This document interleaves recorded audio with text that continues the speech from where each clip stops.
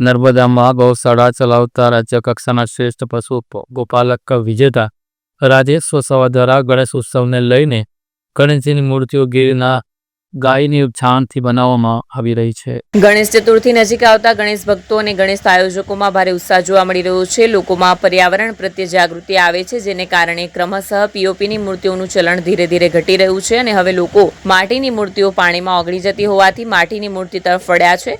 પણ માટીની મૂર્તિ ખૂબ મોંઘી હોય છે અને તૂટી જવાનો દર હોય છે, તેથી તેના નવા વિકલ્પ તરીકે નર્મદાના ગૌશાળા ચલાવતા અને રાજ્યકક્ષાના શ્રેષ્ઠ ગૌ પશુપાલક વિજેતા રાજેશભાઈ વસાવા ગીરની ગાયના છાણમાંથી ગણેશ મૂર્તિ બનાવી રહ્યા છે। આજે આ નર્મદાના રાજેશ વસાવા લોકો માટે પ્રેરણારૂપ બન્યા છે।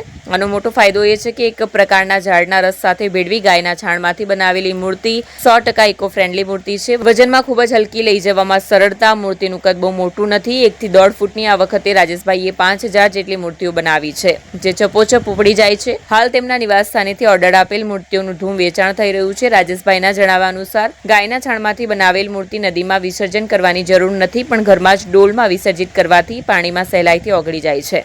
આ પ્રકારે કરવાથી ભક્તો દ્વારા પર્યાવરણની મોટી સેવા થાય છે અને નદીને પ્રદૂષિત થતી અટકાવી રાજેશભાઈ પર્યાવરણનો સંદેશો ઘરે ઘરે લોકો સુધી પહોંચાડી રહ્યા છે। બીજી તરફ 1 મહિનાથી તાલીમ પામેલી બહેનો મૂર્તિઓ બનાવવાનું અને તેને શણગારવાનું કામ 25થી બહેનો કરી રહી છે। તેમને રોજગારી પણ મળી રહી છે। લોકોમાં છાણમાંથી બનાવેલી ઇકો ફ્રેન્ડલી મૂર્તિની સ્થાપના કરતા થઈ જતા લોકોમાં ફ્રેન્ડલી મૂર્તિ પ્રત્યે પર્યાવરણલક્ષી બદલાવ આપી રહ્યો હોવાનું રાજેશભાઈએ જણાવ્યું હતું। मैं प्राइवेट कंपनी में नौकरी करता હતો, એમાં પોતાનું કંઈક કરવાની ઈચ્છા થઈ તો મેં 8 થી 5 વર્ષ પહેલાં ગૌશાળાની શરૂઆત કરી। ગૌશાળામાં શરૂઆત કરી ત્યારે તો બહુ ઘણું સારું હતું, પણ ધીમે ધીમે જ્યારે ગાયો દૂધ ઓછું કરી નાખે છે કે આ દૂધ નથી આપતી, ત્યારે ગાયને નિભાવવાનું બહુ મુશ્કેલ થઈ જાય છે। તો એવા સમયે અમને ખબર પડી કે ગાયના છાણમાંથી ઇકો ફ્રેન્ડલી અલગ અલગ વસ્તુઓ બનાવી શકાય છે। તો મેં જાણકારી મેળવી અને શરૂઆત અમે દીવાથી કરી અને દીવામાં સક્સેસ જતા અમે ગણપતિની મૂર્તિની ટ્રેનિંગ લઈ અને ગણપતિની મૂર્તિઓ બનાવવાનું શરૂઆત કરી।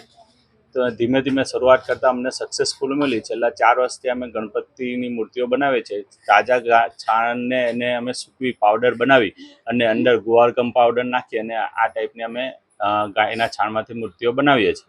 અમે પીઓપીની માટીની મૂર્તિ લાવીને અમે સ્થાપના કરતા હતા। ત્યાર પછી અમને રાજેશભાઈને ત્યાં ગોબરના છાણમાંથી એ લોકો મૂર્તિ બનાવીએ છીએ। તો અમે 4 વર્ષથી અમે અમારા ઘરે સ્થાપના કરીએ છીએ ને પર્યાવરણ માટે સારું છે અને બધા ઘરે ત્યાં બધી મોટી મોટી મૂર્તિ લાવે એની કરતાં પર્યાવરણ માટે સારી છે, તો તમે આ મૂર્તિ લઈ શકો છો। આ છાણની મૂર્તિ આપણે ઘરે વિસર્જન કરી શકીએ છીએ ને એનો ખાતર આપણે તુલસીમાં કરી શકીએ છીએ।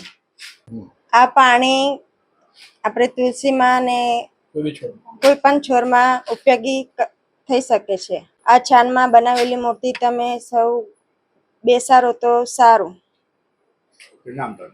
વસાવા મનીષા। હું અહીંયા રાજેશભાઈ જે ગણપતિની મૂર્તિ લાવે છે ગાયના છાણમાંથી, એને હું ડેકોરેશન કરું છું, જેનાથી મને રોજગાર મળે છે રોજનો, અને એ ઇકો ફ્રેન્ડલી મૂર્તિથી પર્યાવરણને નુકસાન થતું નથી।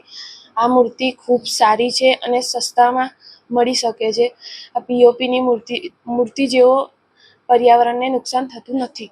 આ જ મૂર્તિથી ખાતર પણ બની શકે છે, જે આપણે ઘરના ફૂલ છોડ કોઈ બી છોડમાં નાખીને એ છોડને વધારો કરી શકીએ છીએ। હું 1 મહિનાથી આ ડેકોરેશનનું કામ કરું છું અને એ જ જે મને પગાર મળે છે એ પગાર મેં બીજી સેવામાં આપું છું। નિરાલી આર।